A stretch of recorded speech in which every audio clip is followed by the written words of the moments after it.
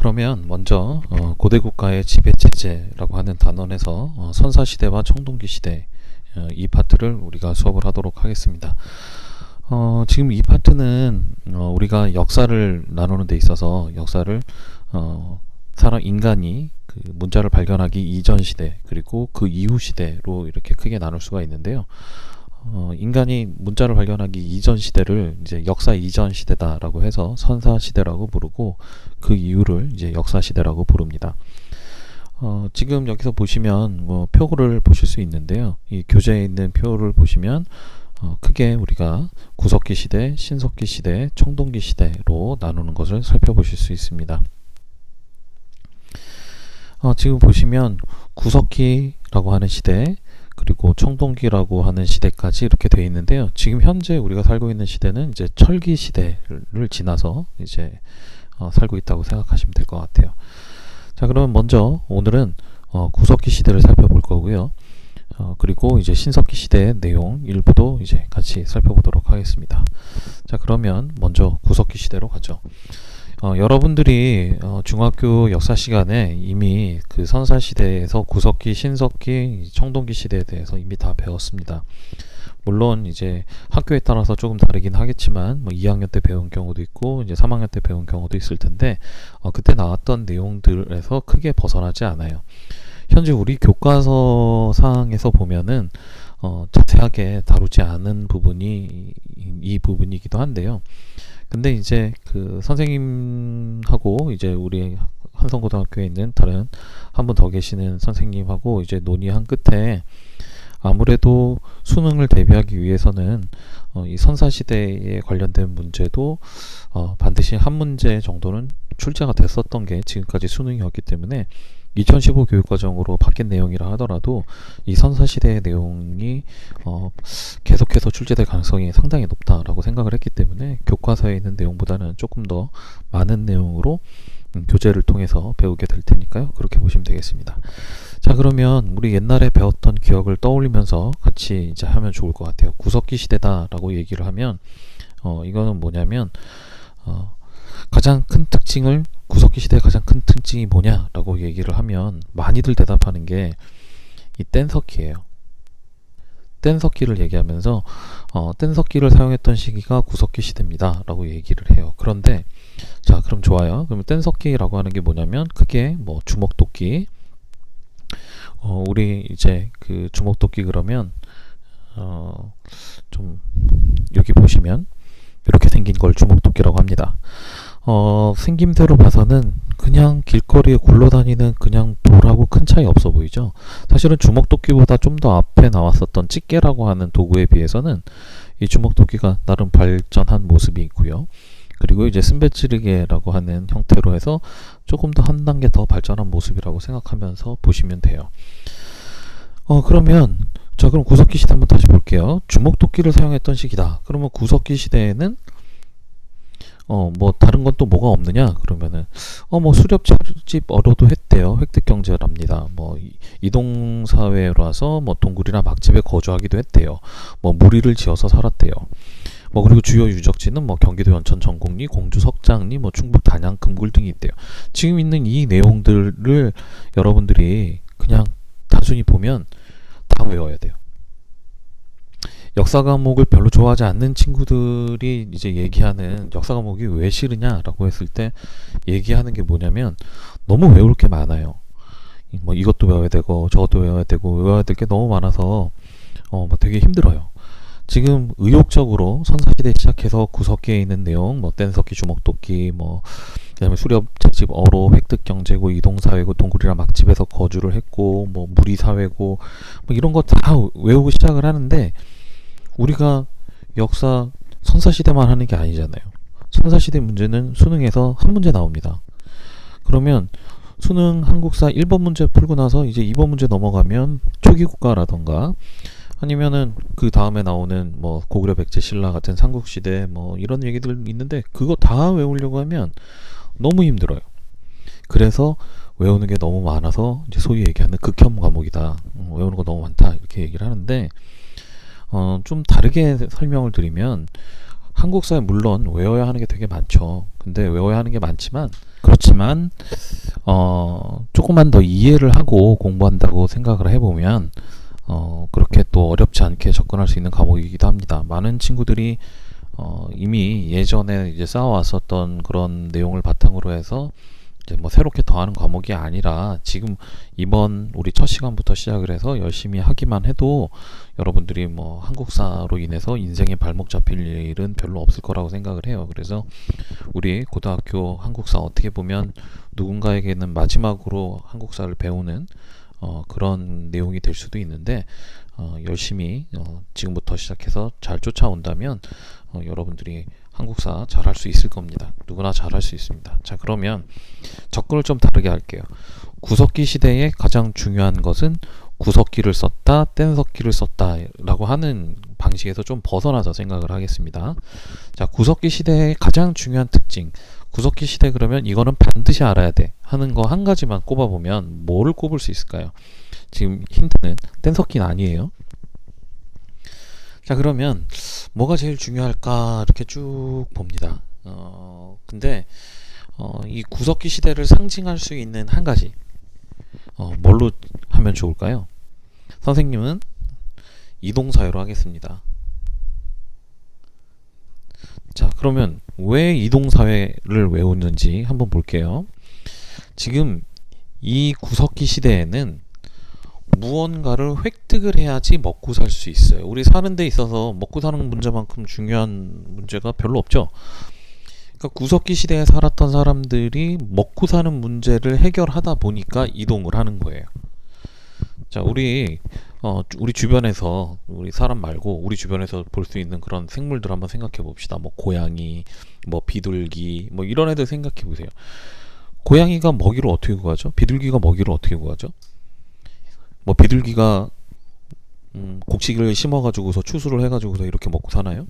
뭐 고양이가 이렇게 뭐 쥐를 가둬놓고 키워가지고서 키워서 이제 다 큰 쥐를 잡아먹고 이렇습니까? 사람은 그렇게 하지 않죠. 지금 현재 사람은 그렇습니다. 그런데 구석기 시대에 살았던 사람들은 좀 우리 조상님들한테 미안한 얘기지만 지금 현재 고양이나 비둘기하고 크게 다름없는 삶을 살았던 거예요. 수렵한다, 채집한다, 어로한다. 이 얘기는 뭐냐면 우리 주변에서 먹을 수 있는 것들을 구해서 먹는 거예요.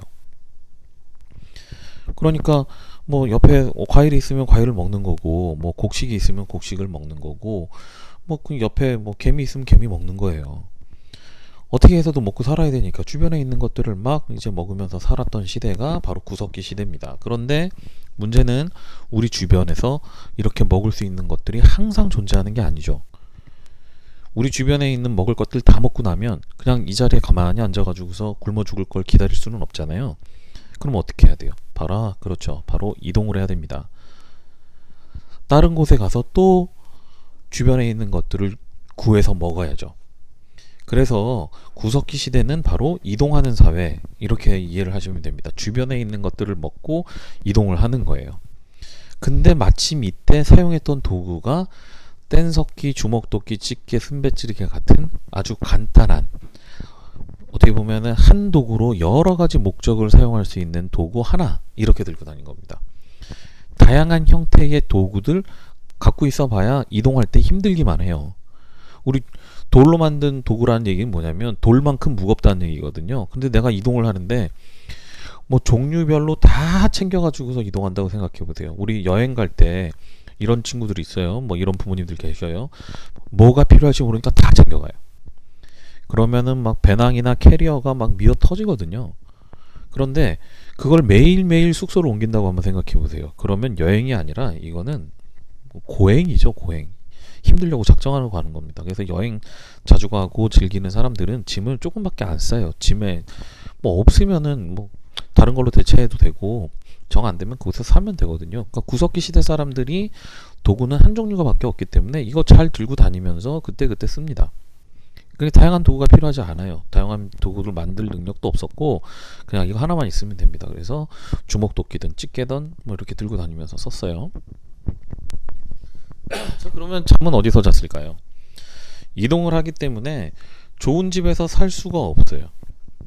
지금 이동하기 때문에 어디서 살았다고 했어요? 동굴이라던가 막집에서 거주했다. 그래서 우리 보통 구석기 그러면 동굴에서 살았어요 라고 얘기하는데, 사실 동굴은 이때 기준으로 보면 스카이캐슬 무슨 타워팰리스예요. 여러분들 태어나서 자라면서 동네에서 동굴 본 적 있으세요? 동굴은, 이거는 자연적으로 생긴 동굴은 정말 흔하게 있는 게 아니에요. 그러니까 동굴은 그냥 있으면 들어가는 거고, 없을 때는 그럼 어떻게 하냐 그러면 막집.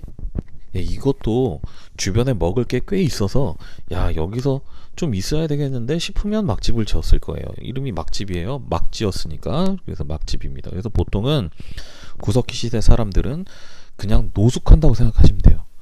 그냥 길바닥에서 자는 거예요. 근데 자다가 비 맞으면 기분 나쁘겠죠. 그러니까 비를 피할 수 있는 곳, 혹은 자고 있는데 막 찬바람 싱싱 불어오면 추워서 못 자겠죠. 그러니까 바람을 조금 막을 수 있고 비를 좀 막을 수 있는 곳에서 그냥 노숙한 거예요. 그러니까 뭐 예를 들면 바위가 있어요. 뭐 예를 들어서 뭐 이렇게 큰 바위가 이렇게 땅에 파묻혀 있다고 쳐보세요. 그러면 여기를 파는 거야. 이렇게 여기를 좀 파고, 이렇게 파가지고서 여기 사람이 들어가면 여기서 비가 내리면은 막아주겠죠? 바람 부는 거 이거 바위가 막아주잖아요. 그러니까 여기서 이렇게 쭈그리고 자면 제법 잘만 하거든요. 그러니까 큰 바위 밑이라던가 뭐 나무 밑이라던가 이런 데에서 사는 게 이제 기본이고, 동굴이 보이면 이게 웬 횡재냐 그러면서 들어가 가지고서 그곳에서 자는 거죠. 그러다 보니 동굴에 들어가 보면 이때 살았던 사람들이 남겨놨었던 흔적이 생길 수밖에 없는 거예요. 동굴 안에서 심심하게 있다가 뭐 그림도 그려보기도 하고, 그리고 이제 자기들이 먹고 남은 것들 동굴 깊숙이에다 던져놓고 뭐 이러다 보면 이 구석기 시대가 굉장히 길거든요. 지금 보면 신석기 시대가 지금으로부터 1만 년 전이랍니다. 그러면 1만 년 이전에 있었던 역사들은 그냥 다 구석기에다가 집어넣어도 뭐 큰 문제가 없어요. 그러면 인류의 역사를 뭐 몇십만 년에서 뭐 몇백만 년도 얘기하는데, 그러면 구석기는 이 1만 년을 뺀 그 앞에 나머지 전부예요. 그러니까 뭐 100만 년이 인간의 역사입니다 이렇게 얘기하면 구석기 시대는 뭐 99만 년 이렇게 되는 거예요. 뭐 50만 년 전부터 구석기로 봐야 됩니다 그러면은 49만 년 동안 구석기였던 거예요. 이게 역사라는 게 딱 이랬다라고 확정 짓기가 좀 힘들기 때문에 대략 신석기는 한 10,000년 전쯤부터 시작된 것 같다라고 얘기를 하면 그 앞에는 전부 구석기입니다.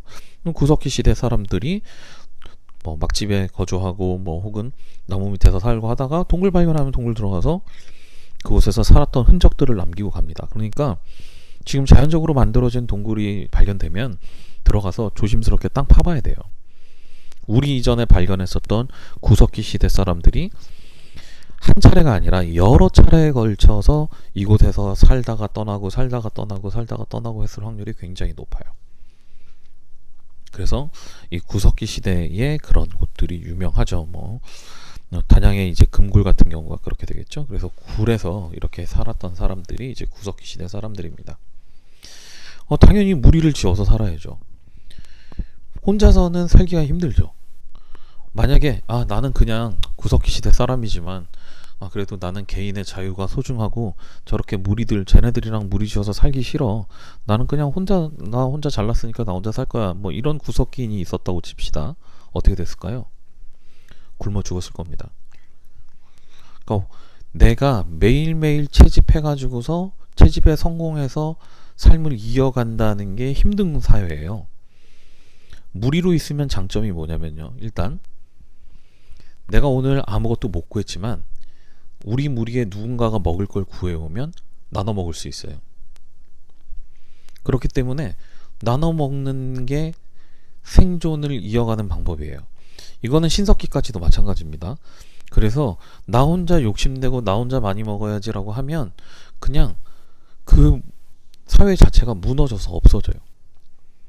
그러니까 내가 혼자서 사냥해서 다른 애들은 주지 말고 나 혼자 먹어야지. 그러면 사실 혼자 사는 거하고 차이 없거든요. 근데 어느 순간 내가 먹이를 구하지를 못하고 내 주변에 있는 무리들도 먹이를 구하지 못하고 나 혼자만 먹어야지 하고 막 나 혼자 막 먹고, 그러다가 내 옆에 있는 애들 하나씩 굶어 죽으면 결국엔 나 혼자 사는 거랑 똑같거든요. 그래서 무리지어서 살 수밖에 없었던 시기예요. 무리지어서 살면서 행운을 바라야죠. 계속해서 우리 무리가 유지되기 위해선 수렵이라던가 채집, 어로가 계속 돼야 되니까. 그래서 구석기 시대는 가장 간단한 이제 포인트가 되는 단어로 선생님이 이동사회를 얘기를 했는데, 이동사회였기 때문에 집도 대충 짓거나 동굴 같은 데서 살고, 그리고 뭐 간단한 도구였었던 뭐 뗀석기 정도 쓰고 뭐 획득하면서 살았던 사회다라는 정도만 알고 계셔도 구석기 시대 문제 푸는데 큰 문제 없습니다. 자, 그러면 계속해서 우리 신석기 시대 얘기를 좀 해볼까요? 자, 그러면 신석기 시대 한번 보도록 할게요. 자, 그러면 신석기 시대의 대표적인 건 뭘까요? 우리 방금 전에 했었던 것처럼 다시 한번 골라볼까요? 가장 중요한 게 뭐였을까? 신석기 시대 만 년 전부터 시작을 했답니다. 뭐 간석기도 썼고 토기도 썼고 뭐 그 다음에 뭐 획득 생산 경제가 공존하고 있고 뭐 정착 생활에 뭐 시족 부족. 자, 선생님이 중요하다고 했었던 게 뭐였죠? 구석기에서 이동사회라 그랬죠. 그럼 신석기에서 중요한 건 뭘까요? 신석기에서 중요한 건 바로 정착 생활입니다. 자, 지금 신석기 시대 얘기하고 있습니다. 신석기 시대에서 중요한 건 정착입니다. 우리 이동에서 정착으로 바뀌었다. 막 잘 떠돌아다니던 사람이 갑자기 멈춰서 살았어. 그럼 뭐예요? 뭔가 큰 변화가 있었기 때문에 그렇게 된 거겠죠. 그러면 정착을 하게 된 원인이 뭘까? 그러니까 우리가 지금 역사 수업을 하면서 그냥 단순히 난 나온 거 모두 암기할 거야, 그게 아니에요. 이동을 하다가 정착을 했대요. 정착을 했으면 왜 정착을 했을까라고 생각을 해야겠죠. 그러니까 머릿속에서 늘 생각이 돼야 돼요. 자, 정착을 했어. 왜 정착을 했을까? 이동은 왜 했었죠? 먹을 거 구하려고 그랬죠. 근데 먹을 걸 구하려고 떠돌아다녔는데 이제는 그럼 어떻다는 얘기예요? 정착했다는 말은 먹을 걸 구하러 떠돌아다니지 않아도 되는 거죠. 그냥 이곳에 정착해도 먹고 살 수 있다는 뜻이야. 그러면 뭘 한 거예요? 바로 농사를 지은 거죠. 그러니까 우리는 농사를 지은 거고, 우리 주변에 이제 저기 초원 지역에서는 목축이 시작이 된 겁니다. 농경과 목축의 시작, 그게 바로 정착 생활을 한 이유예요. 물론 이때까지만 하더라도 아직 뭐 벼농사를 지을 정도는 안 됩니다. 그래서 이제 밭농사를 위주로 하는데, 지금 농사 같은 경우 한번 생각해 보세요. 뭐 우연히 발견했겠죠. 뭐 곡식을 먹고서 뭐 곡식을 뭐 알갱이를 떨어뜨렸는데 나중에 그 자리에서 뭐 곡식이 자라나더라. 아, 그렇다면 이렇게 알갱이를 우리가 다 먹지 말고 이런 곡식의 나달들을 심으면 가을 돼서 먹을 수 있구나 하는 거를 앞에 구석기 시대 이렇게 수십만 년 동안 누군가는 몰랐던 내용을 결국엔 누군가가 알아낸 거죠. 그래서 농사를 짓기 시작한 겁니다. 자, 지금 우리가 곡식을 심어놓고 얘가 이제 좀 있으면은 곡식에서 추수할 수 있을 것 같아. 추수할 수 있을 것 같은데 나는 이동 생활을 해야 되니까 나는 떠날 거야. 이런 이 시대 사람이 있었겠어요? 진짜 배고프지만 일주일만 참으면 저 곡식이 다 여물어서 먹을 수 있을 거야. 그러면 이동을 택하겠어요? 일주일 동안 참고 기다리겠어요? 그래서 지금 이 정착 생활이라고 하는 것은 농사를 지음으로써 추수할 때까지 기다려서 그걸 먹겠다는 거고요. 그리고 추수해서 생긴 먹는 그 곡식을, 수확한 곡식을 가지고 겨울을 나는데 성공한다는 뜻이에요. 구석기 시대 내내 인구가 안 늘어요. 우리 동네 고양이 숫자가 어느 날 폭증을 해서 동네 고양이가 막 100마리, 1000마리 되는 거 못 보죠. 비둘기가 많아졌다고 하더라도 비둘기가 우리 동네에 막 10,000마리씩 막 100,000마리씩 되고 이런 일 없죠. 이유는 뭐냐면 먹을 게 제한되어 있기 때문에 이런 동물들은 개체수가 저절로 조정이 돼요. 겨울 나다 보면 얼어 죽고 굶어 죽고 그래요. 그러니까 우리 인간도 마찬가지로 구석기를 거치면서 겨울철에 먹을 만한 식량을 제대로 미리 구해놓지 못한 애들은 죽는 거예요. 근데 신석기가 되면 가을에 추수해서 생긴 곡식으로 겨울철을 버티면 봄에 다시 채집 시작할 수 있잖아요.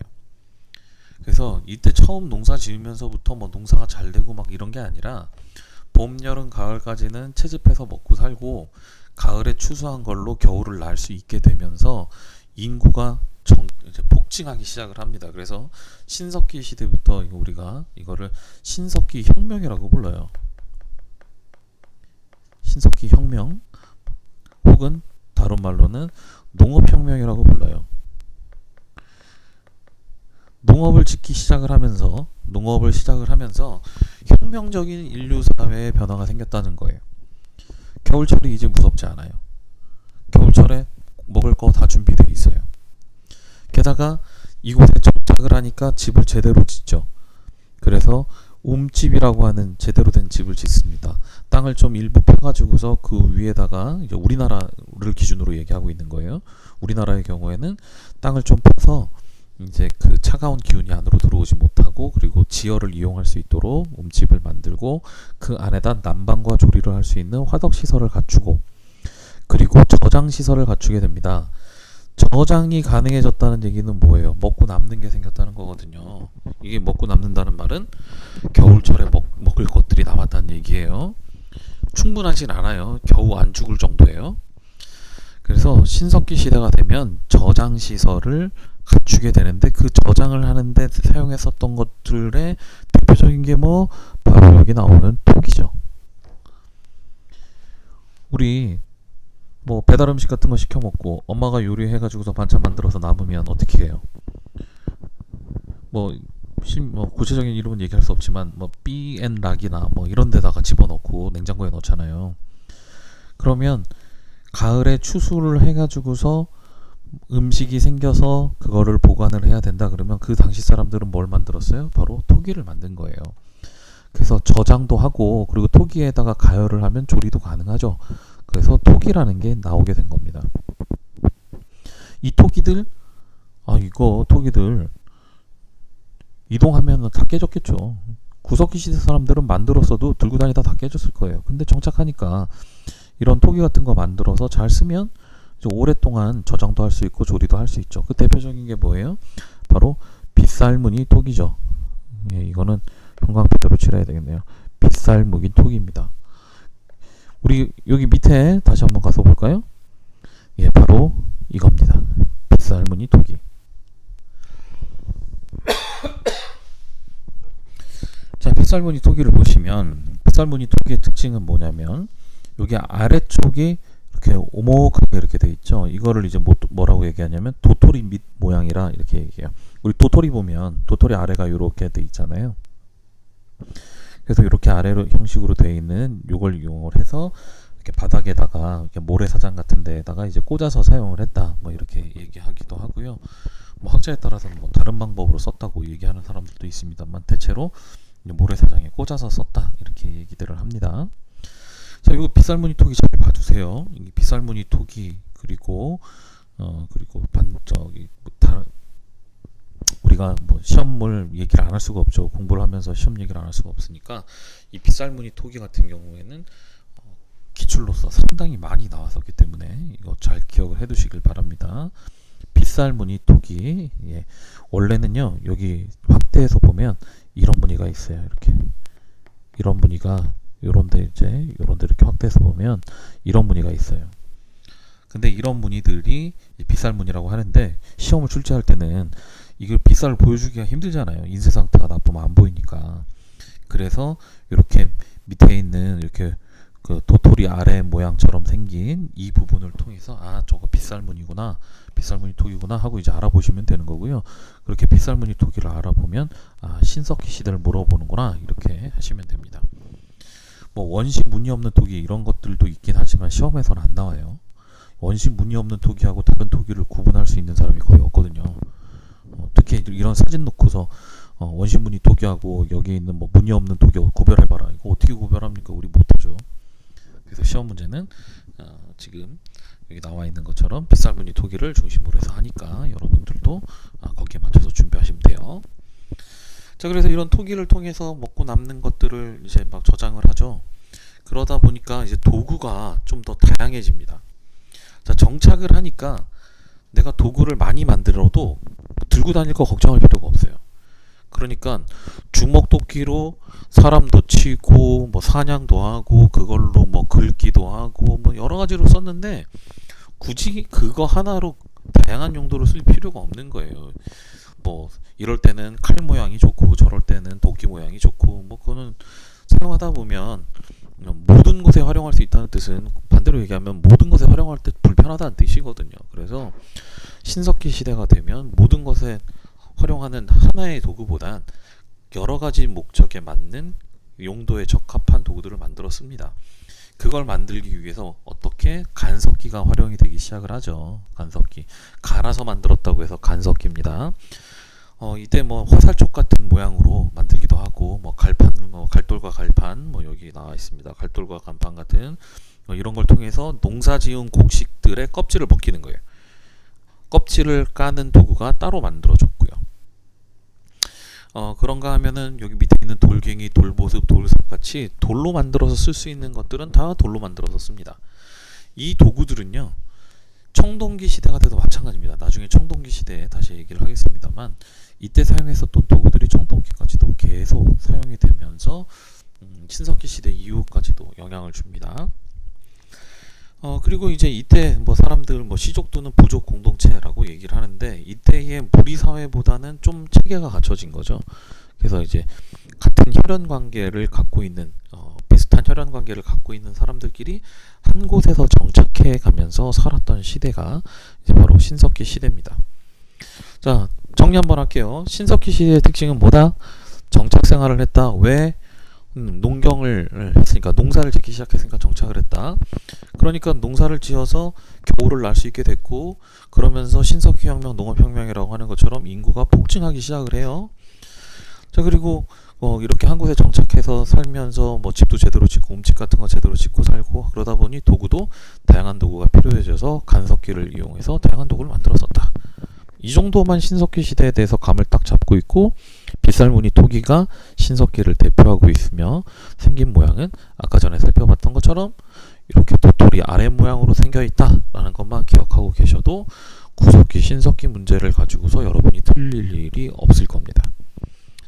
구석기 문제, 신석기 문제 지금까지 어려웠다면 지금 선생님이 설명해준 내용 나중에 다시 한번 더 보는 한이 있더라도 흐름을 좀 잡으세요. 한국사에서 흐름 못 잡으면 힘들어집니다. 자, 그러면 이 정도로 그러면 구석기하고 신석기 이제 정리하고 끝낼까요? 근데 이제 어떤 학생이 궁금해하는 게 있을 수 있어요. 원래 공부의 시작은 궁금해하는 겁니다. 자, 목축 시작이랍니다. 목축. 선생님, 농사는 한 곳에서 지어야 되는 줄 알겠는데 목축은 유목민들 막 떠돌아다니는 거 아니에요? 막 이렇게 좀 의심을 해보셨다면 그 친구는 정말 모범 학생입니다. 공부하는 데 있어서 가장 모범 학생은 그냥 조용히 앉아가지고서 그냥 멍하니 선생님 얼굴만 보고 있는 게 아니고 생각을 하는 거예요. 수업을 들으면서. 자, 그럼 보자. 목축이래요. 저 동물을 키워요. 무슨 동물 키울까요? 뭐 말, 소, 돼지, 뭐 무슨 양? 이 친구들 데리고 떠돌아다니는 게 그냥 아무데나 다니는 게 아니에요. 우리 유목민들 생각해보면 유목민들은 떠돌아다니는 거 아니야 라고 생각하겠지만 유목민도 사실상 반정착 상태입니다. 왜 그러냐면 지금 우리가 양들이라던가 뭐 이걸 대표적으로 생각을 하면 양을 데리고서 초원 지역에서 풀을 먹이면 얘들이 며칠만 지나면 주변에 풀 다 뜯어먹어요. 그러면은 거기서 가만히 있으면 안 되죠. 그죠? 풀 있는 다른 곳을 찾아가야 되겠죠. 그럼 풀 있는 다른 곳을 찾아가니까 이동하는데? 라고 생각하잖아요. 근데 그렇게 몇 번 이동하는 시간 동안 아까 처음에 풀 뜯어먹었던 곳에 그 땅이 풀이 어떻게 돼 있을까요? 다시 자라죠. 그러면 몇 군데 이동하다가 원래 자기가 있었던 데로 다시 돌아옵니다. 그러니까 여기 예를 들면 이곳에서 A라는 곳에서 풀을 먹었어요. 그리고 나서 B라는 곳으로 갔어요. A, B. 그 다음에 여기 다 먹어서 이쪽에 와서 C로 왔어요. 그 다음에 이쪽에 와서 D에서 풀 뜯어 먹었어요. 그리고 다시 A를 갔더니 여기 다시 풀 나네. 그럼 또 뜯어 먹는 거예요. 그러니까 이동하는 거예요. 이동을 하는데 정착이나 다름없어요. 정해져 있는 루트에서 계속 뱅뱅 도는 거예요. 이렇게 뱅뱅 도는데 여기 말고 딴 데 한번 가볼까 하고 그냥 있는 양들을 다 끌고 여기 갔어. 풀 없어요. 그럼 어떻게 돼요? 끝나는 거죠. 그러니까 유목민들은 자기 풀밭 되게 소중하게 생각하고 그 풀밭들을 이제 자기 거라고 생각을 하니까 이렇게 빙빙빙 돌다가 어딘가 다른 세력들이 이 풀밭을 차지하고 있어. 그럼 전쟁이에요. 그래서 유목민들은 이 풀밭을 놓고 다른 유목민들과 싸우는 경우가 굉장히 많기 때문에 우리가 인류의 역사에서 보면 유목민들이 이렇게 뭐 남쪽으로 쳐들어와서 아래쪽으로 내려와가지고서 농사 짓는 애들 공격하고 하는 거 보면 이런 시스템이 뭔가 문제가 생기면 해결을 하기 위해서 농사 짓는 사람들을 약탈하고 뭐 침략하고 하는 이런 일들이 생긴 겁니다. 그래서 이 목축도 사실상 비슷한 지역에서 떠돌아다니면서 있었기 때문에 막연하게 그냥 이 이동사회 해가지고서 막 여기저기로 그냥 막연히 움직이는 시대가 아니라 정해져 있는 그 틀 안에서 움직였기 때문에 사실상 정착생활이나 다름없다 이렇게 생각하시면 됩니다. 자, 그러면 여기까지 해서 우리 구석기 신석기와 관련된 수업 내용은 마무리를 짓고 그 다음에 선생님한테 질문이 할 게 있으면 질문하는 걸로 하겠습니다.